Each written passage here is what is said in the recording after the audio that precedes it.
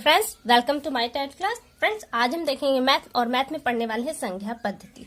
इससे पीछे हमने एक वीडियो पढ़ी थी जिसमें हमने कुछ डेफिनेशन देखी थी। सम संख्याओं की, विषम, भाज्य, अभाज्य, परिमेय और परिमेय संख्याओं की डेफिनेशन देखी थी और मैंने ये कहा था कि इससे रिलेटेड कुछ प्रश्न आपके एग्जाम में आते हैं।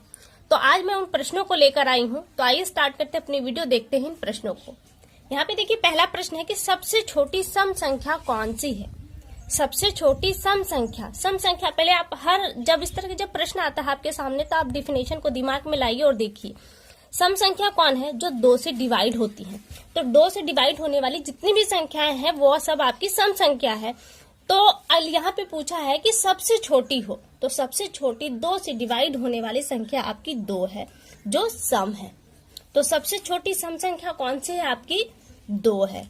और इससे बड़ी पूछे तो सबसे बड़ी पूछे तो यहाँ पे अगला प्रश्न देखिए कि सबसे बड़ी सम संख्या कौन सी है। अब यहाँ पे पूछा है बड़ी, संख्याएं अनंत है, इसलिए सबसे बड़ी संख्या को जान पाना, सम संख्या को जान पाना पॉसिबल नहीं है। तो आप ये कर सकते हैं कि ज्ञात नहीं की जा सकती, क्योंकि संख्याएं अनंत है। आप जब तक संख्याओं को लेते जाएंगे आपको सबसे बड़ी सम संख्या मिलती चली जाएगी, इसलिए इसे ज्ञात नहीं किया जा सकता। आगे है तीसरा प्रश्न है कि सबसे छोटी विषम संख्या कौन सी है। अब विषम संख्या की डेफिनेशन थी कि जो संख्या 2 से डिवाइड न हो वो आपकी क्या होगी, विषम संख्या। तो सब छोटी विषम संख्या कौन होगी जो 2 से डिवाइड न हो, तो यहाँ पे आपका आंसर हो जाएगा 1।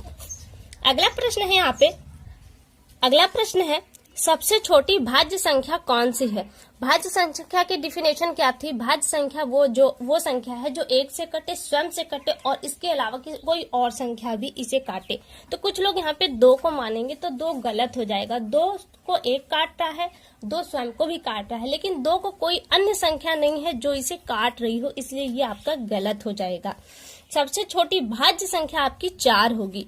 4 को देखिए, 1 भी काट रहा है और 4 स्वयं को भी काट रहा है और इन 2 संख्याओं के अलावा 2 भी इसे काट रहा है, इसलिए सबसे छोटी भाज्य संख्या क्या है, आपकी 4 होगी। अगला प्रश्न है कि सबसे छोटी अभाज्य संख्या कौन सी है। अभाज्य संख्या की डिफिनेशन है कि वो 1 स्वयं से कटे, 1 से कटे और कोई अन्य संख्या उसे न काट सके। तो सबसे छोटी है यहाँ पे, तो सबसे छोटी अभाज्य संख्या आपकी 2 होगी। कैसे होगी, 2 को 1 तो काटेगा और स्वयं भी 2 को काटेगा, लेकिन इस 2 को कोई तीसरी संख्या काटने वाली नहीं है, इसलिए यहाँ पे सबसे छोटी अभाज्य संख्या 2 होगी। जबकि भाज्य संख्या में आपकी 4 होगी, क्योंकि एक संख्या को काटने के लिए कम से कम 3 अंक होने चाहिए, एक तो वो स्वयं और कोई अन्य संख्या। तो यहाँ पे आपको देखिए अभाज्य संख्या में 1 काट रहा है, स्वयं संख्या उसे काट रहा है, लेकिन कोई तीसरी संख्या नहीं काट रही, इसलिए सबसे छोटी अभाज्य संख्या आपकी 2 होगी। अगला प्रश्न देखिए, अगला प्रश्न है यहाँ पे सबसे छोटी सम अभाज्य संख्या कौन सी है। देखिए प्रश्न सबसे छोटी है वो सम भी है और अभाज्य भी है। सबसे छोटी पहले आप सम संख्या देखिए कौन सी है। सबसे छोटी सम संख्या आपकी 2 है। और अभाज्य संख्या कौन सी है, सबसे छोटी अभाज्य संख्या आपकी 2 यहाँ पर मिली है।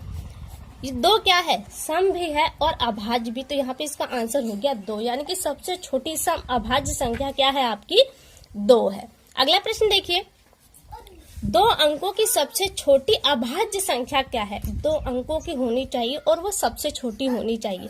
तो हम 9 के बाद जब काउंटिंग स्टार्ट करते हैं तो 10 आता है, और 10 क्या है, आपका भाज्य संख्या है और सम संख्या दोनों ही है वो।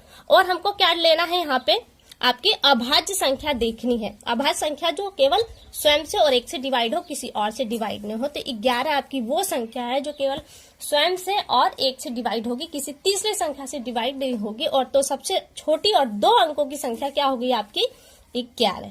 अगला प्रश्न है 2 लगातार विषम संख्याओं का अंतर क्या होगा। 2 लगातार विषम संख्या है, विषम जो 2 से डिवाइड न हो, तो हम 1 ले लेते हैं यहाँ पे और दूसरी संख्या 3 लेते हैं। तो इन 2 अंकों का अंतर क्या है, 2 आएगा, आपको अंतर मिलेगा। तो हर विषम संख्याओं का अंतर आपको 2 मिलेगा अगर वो क्रम से होंगी, और यही अगर विषम न हो के सम संख्याएं हो लगातार तो भी उन संख्याओं का अंतर आपको 2 ही मिलेगा। अगला प्रश्न है प्रथम 2 अभाज्य संख्याओं का योग क्या होगा। प्रथम अभाज्य संख्या कौन सी है, आपकी 2 और लगातार है। तो 2 के बाद देखिए 3, ये भी आपके अभाज्य है। 2 और 3 को केवल 1 काटेगा, या तो स्वयं अपने आप को ये संख्याएं काटेंगी, कोई तीसरी संख्या इसे नहीं काटेगी। तो ये क्या हो गया, आपकी 2 प्रथम अभाज्य संख्याएं हैं। और पूछ रहा है कि इन दोनों का योग कितना होगा, तो इन दोनों का योग 5 होगा अगर आप इन्हें जोड़ देंगे तो। ठीक है, अगला देखिए, अगला है निम्न कौन सी संख्या परिमेय है। 3/4, करने में 11/2, करने में 3/2 और पाई। परिमेय संख्या क्या थी जिसे हम स्केल पर दिखा सकते हैं। आप करनी को स्केल पर नहीं दिखा सकते, आपका बी और सी तो गलत हो गया। पाई अपने आप में एक प्रश्न बनकर आता है कि परिमेय है या अपरिमेय, तो परिमेय ये संख्या क्या है, आपकी अपरिमेय है। तो ये भी कट गया, आपसे पूछा है परिमेय संख्या, तो आपका बचा केवल 3/4। 3/4 आपकी परिमेय संख्या और इसे हम स्केल पर दिखा सकते हैं। आज की वीडियो का ये लास्ट प्रश्न हमने ले लिया है। 10 और 20 के बीच कुल अभाज्य संख्याएं कितनी होंगी, 2 होंगी, 3, 4 या 5। 10 और 20 के बीच यानी कि 10 से आप अभाज्य संख्याओं को काउंट कीजिए। अभाज्य संख्याएं कौन कौन सी हैं आपकी, 11 होगी, फिर 13 होगी, 14 आपकी भाज्य है, 15 आपकी भाज्य है, 16 भी आपकी भाज्य है, फिर आपकी 17 संख्या है जो अभाज्य है, 18 के बाद आपकी 19 अभाज्य है और 20 यहाँ पे आपको दिया है। तो कुल कितनी अभाज्य संख्याएं आपको मिली, 4 अभाज्य संख्याएं मिली। तो ऑप्शन कौन सा सही है, यहाँ पे ऑप्शन सी आपका सही है। तो फिलहाल के लिए केवल इतना, अगली वीडियो में आपसे फिर मुलाकात होगी, तब तक के लिए नमस्कार।